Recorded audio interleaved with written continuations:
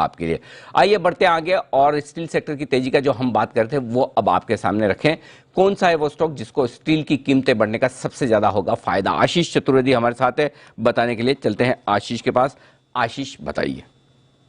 Anil ji, steel cycle में अगर आप देखें स्ट्रॉन्ग अपट्रेंड देखा जा रहा है, लेकिन इसको प्ले करने के लिए सबसे अच्छा स्टॉक हमने ढूंढना है। स्टॉक का नाम है सेल। इस स्टॉक पर फोकस रखेगा। देखिए, इसके पीछे तीन कारण है। सबसे पहला अगर आप देखें तो अन्य कंपनियों के मुकाबले सेल के जो मार्जिन है वो बेहतर देखने को मिलेंगे। इसके पीछे का कारण ये है कि सेल को अगर आप देखें तो पूरी तरीके से इंटीग्रेटेड है। इसके पास 9 कैप्टिव आयन ऊर की खदानें, 37 बिलियन टन प्रति वर्ष की जो है इनके पास आयन ऊर की क्षमता है। इनफैक्ट ये सिर्फ कैप्टिव आयन ऊर नहीं है, इनके पास अतिरिक्त है, सरप्लस है। यानी अगर आयन ऊर की कीमतें बढ़ती हैं तो वैसे भी सरकार ने इन्हें इजाजत दी है कि 25% तक ये अपने कुल उत्पादन का बेच सकते हैं, तो उसका भी एक फायदा देखने को मिलेगा। और ढेर सारी जो रिपोर्ट्स है मैंने पढ़ी जहां पर ये कहा जा रहा है कि स्टील की कीमतें औसतन अगर 1000 रुपए प्रति टन बढ़ती हैं तो इनका जो ईपीएस का अनुमान है इसमें करीब 17% तक की बढ़ोतरी करते हैं ब्रोकरेज हाउस। तो स्टॉक में एक री रेटिंग की पूरी संभावना नजर आ रही है। जिस तरीके से पिछले स्ट्रॉन्ग ट्रेंड हमने देखा है स्टील प्राइसेस में, इनफैक्ट कल मैंने आपको बताया भी था कि और अगर आप देखें तो 2000 से 3000 रुपए प्रति टन कीमतें बढ़ सकती हैं, तो इसका पूरा फायदा जो है सेल को दिखते हुए नजर आएगा।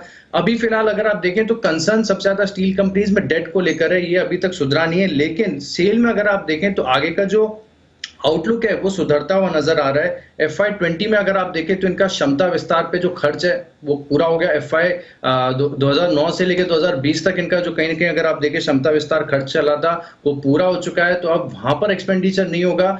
अब इस रकम का जो इस्तेमाल है कंपनी अपने कर्ज को घटाने में कर सकती है, और माना जा रहा है कि कंपनी का जो कर्ज है वो वित्त वर्ष 2023 तक घटकर 30,500 करोड़ होगा। फिलहाल अगर आप देखें तो 47,000 करोड़ के आसपास का कर्ज है कंपनी के पास, भारी भरकम कर्ज है। लेकिन क्योंकि फ्री कैश फ्लो जो है वो और मजबूत होते हुए नजर आएंगे, इसके लिए इसका इस्तेमाल कंपनी कर्ज घटाने में करेगी।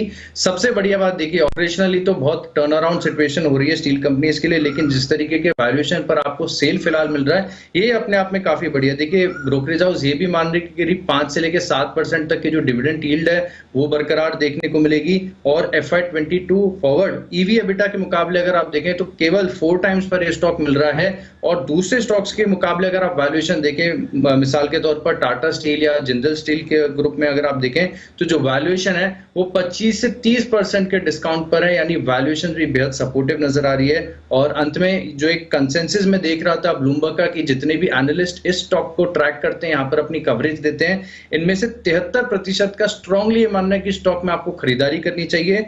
14 मानते हैं कि अगर आपके पास ये स्टॉक है तो होल्ड करें, और केवल 13% ही ऐसे जानकार है जो मानते हैं कि स्टॉक में ज्यादा तेजी आ चुकी है, यहाँ पर आपको बिकवाली करनी चाहिए। लेकिन जिस तरीके से आप देखिए फंडामेंटल सामने नजर आ रहे हैं, ये स्टॉक हो सकता है कि जो स्टील सेक्टर में तेजी है इसे आउट परफॉर्म करता हुआ नजर आए।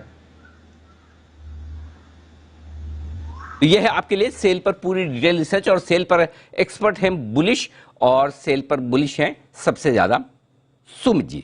Sumit ji, cell bye.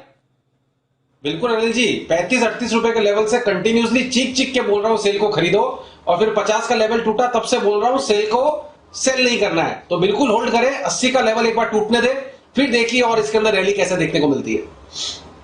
Okay, तो यह है आपके लिए सेल में खरीदारी करने की राय। बने रहें, डटे रहें, घबराए नहीं, कोई टेंशन नहीं, फंडामेंटल भी मजबूत होता दिख रहा है। तो कुछ कुछ स्टॉक्स हैं जो बड़े एक्शन में आपको